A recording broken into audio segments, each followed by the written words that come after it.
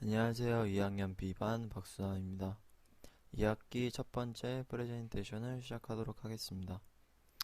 이번에 알아볼 내용은 의치 이상의 응력으로 인해서 파절된 부분의 수리까지에 대해서 알아보도록 하겠습니다. 이렇게 응력으로 인해서 파절된 이렇게 사진이고요. 그리고 일반적으로 상악 의치는 상순절음과 의치 중앙으로 통과하는 정중성 부근에서 파절이 잘 일어납니다. 그리고 이제 의치상의 파절 원인에 대해서 알아볼 건데요. 기공 과정의 결함에 대해서는 첫 번째로 왁스를 완전히 제거하지 못했을 때, 그리고 치조제에서 근접 배열 및 협축을 벗어난 배열을 잘못했을 때, 그리고 잘못된 매몰 과정에서 무리한 채출이 일어날 때입니다. 그리고 연마시 부주의로 의치를 놓쳐 바닥으로 떨어져 파절된 것이 거의 대부분이라고 합니다.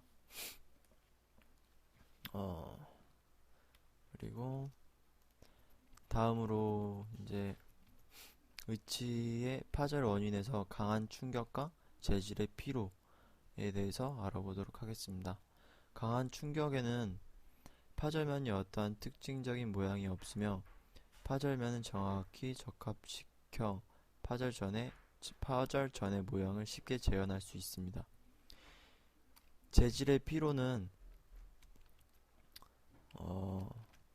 재질의 피로는 파절면이 너무 나이테와 같은 앙상이 보이는데 이를 반복적으로 교환면에 의해 균형이 서서히 생기기 때문입니다.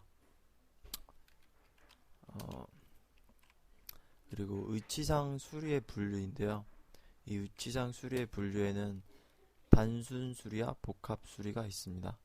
이 단순 수리는 의치상이 두 조각으로 파절되었을 때, 이렇게 두 조각으로 파절되었을 때 수리를 의미하고, 수리는 비교적으로 쉽고 간편하며 수리 후 정확도가 높습니다. 그리고 복합 수리는 의치상이 여러 조각으로 파절되었을 때 수리를 의미합니다. 단순 수리는 두 조각이고 복합은 여러 조각으로 파절되었을 때 복합 수리를 합니다.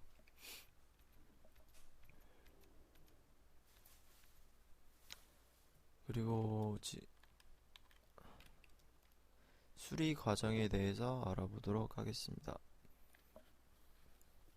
이게 첫 번째 사진은 위치상이 두 조각으로 파절되었을 때 이제 과정을 이렇게 펼쳐놓은 건데요.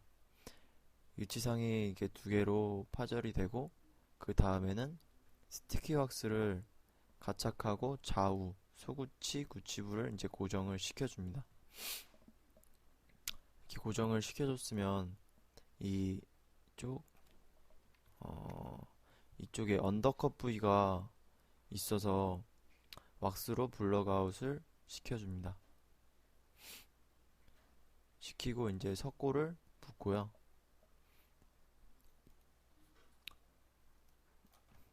이렇게 석고를 붓고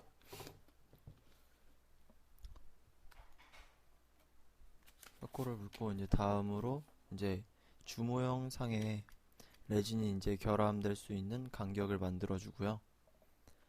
그리고 이제 여기에 이제 메케니칼과 이제 매니칼이 동시에 얻어서 이제 파절될 부위를 이제 견고하게 부착할 수 있게 이제 해줍니다. 그리고 이제 이쪽에 레진을 채워서 압력 중압을 이제 하고 다듬질 이제 연마하는 과정입니다. 이제 다음으로 이제 아까 전에 이제 지금까지 얘기했던 위치상의 수리에 대해서 이제 세밀하게 이제 알아보도록 하겠습니다. 이렇게 두 조각으로 파절된 이제 위치상이고요. 이렇게 이제 복구를 이제 다시 파절 전후로 이제 다시 수리를 이제 해주어야 합니다. 그리고 이제 여기에서 결함인데요. 기공 과정에서 첫 번째로 이제 기공 과정에 결함이 있을 때에는 이제 왁스를 불충분했을 때 인공치를 배열했을 때 치조 정상이 아닌 협측에는 금접 배열 그리고 매몰 과정 후에 이제 디플라스틱킹 과정에서 매몰체 제거 시 의치상의 과다한 외력이 전달됨으로 인해서 그렇게 있고, 그리고 의치 다듬질 후에 연마 과정에 이제 부주의가 이제 있습니다. 그리고 두 번째로 장착 후 환자의 치조 부주의가 있고, 세 번째로 적합이나 교합 부적합이 있습니다.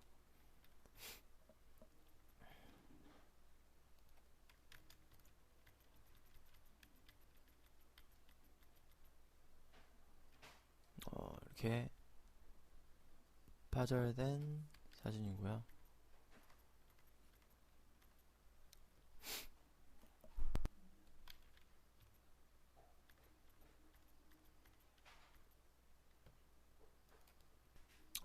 그리고 이제 수리 방법에는 플라스킹 메소드, 그리고 두 번째로 바우 매트릭스 메소드, 그리고 스핑크롬 메소드가 있습니다.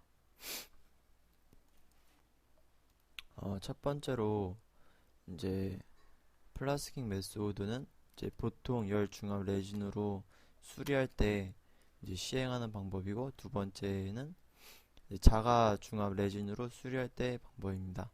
그리고 세 번째는 자가 중압 레진 함과 이제 매트릭스 없이 단순히 자가 중압 레진을 뿌려 놓아서 이제 수리하는 방법입니다. 그리고 이제 이 금속과 이제 스키티 왁스를 이용해서 이제 각 위치상 부위에 이렇게 스티커스로 고정을 시켜주고요. 그리고 이제 여기에서 각 위치상 이제 부위 언더컷이 있어서 이제 왁스를 맞고 이제 석고를 부어야 합니다. 그리고 나서 이제 파절선 중심으로 양쪽 레진이 결함할 수 있는 부분을 덴처바로 이제 공간을 이제 부여해 주고요. 그리고 나서 이제 제거한 다음에 여러 가지 방법이 있지만 이제 거의 대체적으로 이제 도브테일 방법을 많이 사용을 합니다. 그리고 이제 이렇게 수리가 되었고요. 이게 전 제작 과정 중에 이제 과정 중에 이제 파절 장착 후에 파절된 것을 이제 파절 되기 전으로 이제 바꾸어 주어야 되고요.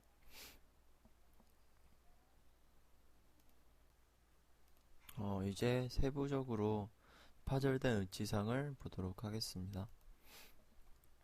앞에 이제 보이시는 사진은 이제 구치부 보도 부분이 파손된 사진인데요. 대체적으로 환자의 부주의로 파손이 됩니다. 그리고 정확히 파손이 되고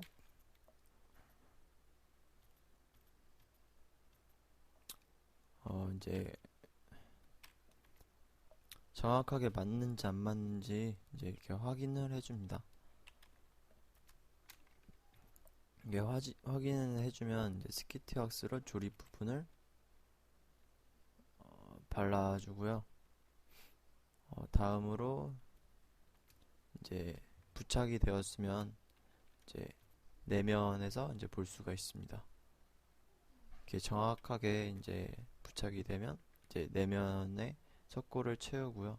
채우기 전에 꼭 석고 분리제를 발라주어야 합니다. 이렇게 발라주었으면 이제 여기 보이시는 베이스 석고를 이제 유리판 위에 올려줍니다. 올리고 나서 위치상을 베이스 석고 위에 올리고요. 그리고 불필요한 부분은 석고를 올릴 필요가 없습니다. 그리고 나서 이제 석고 그리고 이렇게 분리를 이제 시켜줍니다.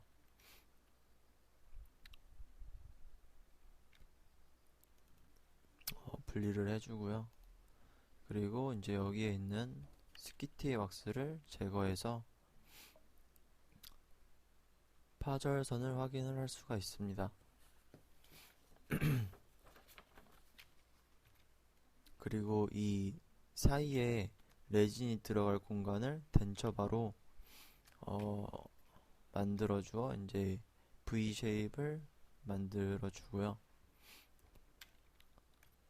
이제 만들어 주었으면 이제 아크릴의 이제 레진과 리퀴드를 이제 혼합을 해서 이렇게 먼저 리퀴드를 발라줍니다. 그리고 이건 본딩 에이전트고요. 이것도 이제 한번 발라줍니다. 그리고 이제 위에 이제 1점 상태에 이제 레진을 올려서요. 그리고 조각도로 이용해서 리퀴드를 묻혀서 이렇게 눌러줍니다.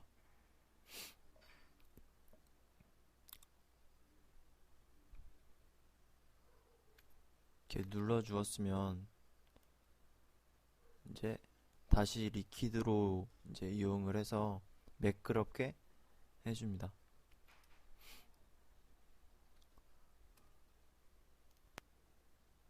이제 매끄럽게 되었으면 이제 이렇게 매끄럽게 완성이 되었고요. 이 상태에서 이제 라이트 큐어를 이제 해줍니다. 후에는 이제 모형을 분리하고요. 그리고 덴처바를 이용해서 보도 부분 그리고 연마를 해줍니다. 이렇게 연마는 이제 퍼밋으로 이제 연마를 해주고요. 그리고